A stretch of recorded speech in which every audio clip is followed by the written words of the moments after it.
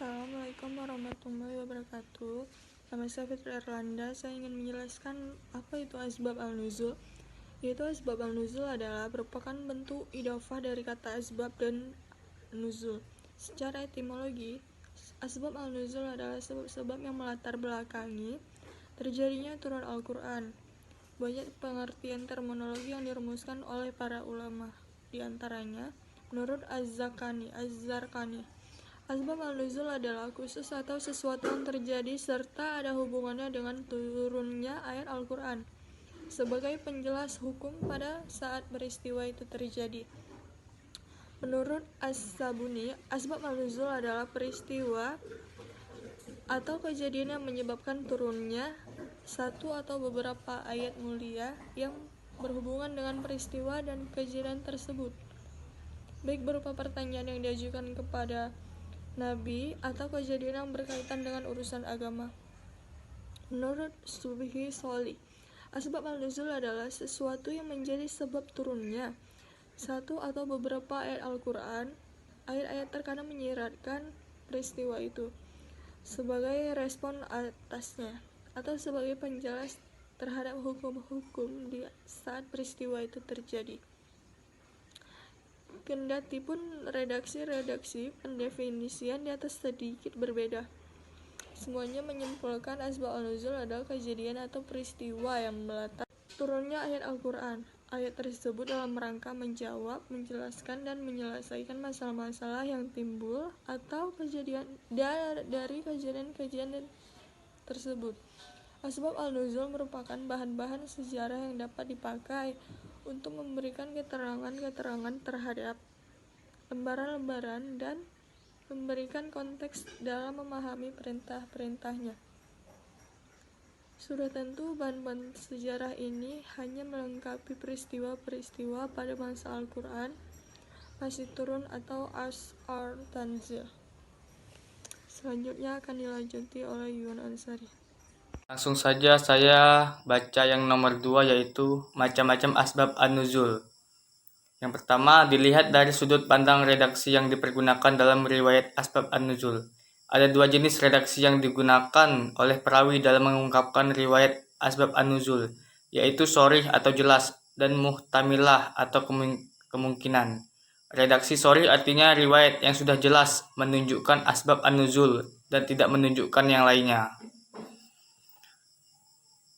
Yang kedua, dilihat dari sudut pandang berbilangnya asbab an-nuzul untuk satu ayat atau berbilangnya ayat untuk asbab an-nuzul.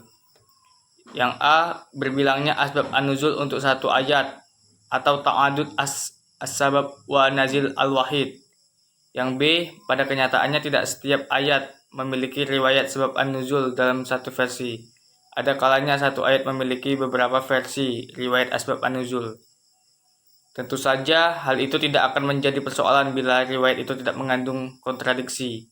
Bentuk variasi itu terkadang dalam redaksinya dan terkadang dalam kualitasnya. Untuk mengatasi variasi riwayat asbab an-nuzul dalam satu ayat dari sisi redaksi, para ulama mengemukakan cara-cara berikut. 1. Tidak mempermasalahkannya. Cara ini ditempuh apabila variasi riwayat asbabul nuzul ini menggunakan redaksi muhtamilah atau tidak pasti. Yang kedua, mengambil riwayat asbab an-nuzul yang menggunakan redaksi sharih. Yang ketiga, mengambil versi riwayat sahih. Adapun terhadap variasi asbab an-nuzul dalam satu ayat, versi berkualitas para ulama mengemukakan langkah-langkah sebagai berikut. 1.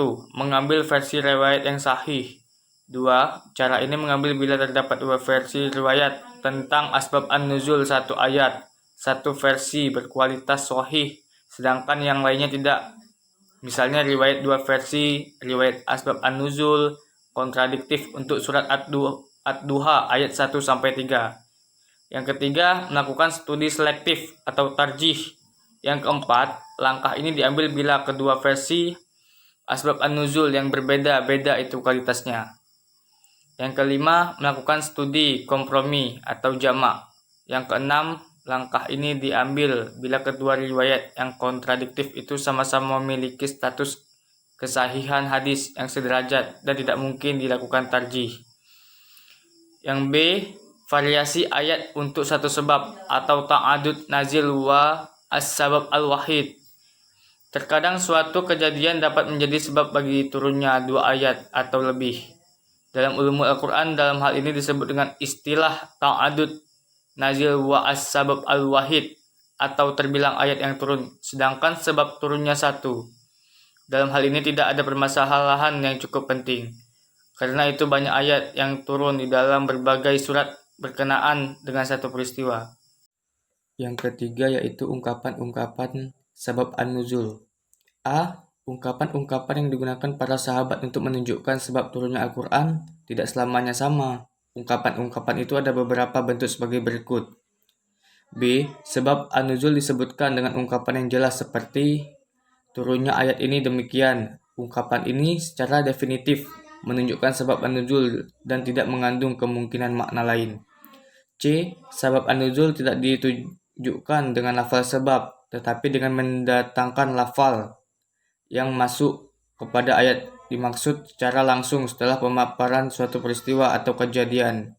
Ungkapan seperti ini juga menunjukkan bahwa peristiwa ini adalah sebab bagi turunnya ayat tersebut.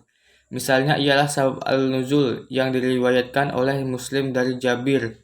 Jabir berkata, orang-orang Yahudi berkata, barang siapa yang menggauli istrinya pada kubulnya dari arah duburnya, anaknya akan lahir dengan keadaan juling. Maka Allah menurunkan ayat Quran surat Al-Baqarah 223 sebagai berikut. Yang D, istri-istrimu adalah seperti tanah tempat kamu bercocok tanam. Maka datangilah tanah tempat bercocok tanammu itu, bagaimana saja kamu kehendaki, dan kerjakanlah amal yang baik untuk dirimu, dan bertakwalah kepada Allah, dan ketahuilah bahwa kamu kelak akan menemuinya, dan berilah kabar gembira orang-orang yang beriman. Yang E, sebab an-nuzul dipahami secara pasti dari konteksnya. Dalam hal ini Rasul ditanya orang, maka ia diberi wahyu dan menjawab pertanyaan itu dengan ayat yang baru diterimanya. Yang F, sabab al-nuzul tidak disebutkan dengan ungkapan sebab secara jelas, tidak dengan mendatangkan yang menunjukkan sebab, dan tidak pula berupa jawaban yang dibangun atas dasar pertanyaan. Akan tetapi dikatakan ungkapan seperti ini tidak secara definitif menunjukkan sebab, tetapi ungkapan ini mengandung makna sebab dan makna lainnya, yakni tentang kasus hukum kasus atau persoalan yang sedang dihadapi.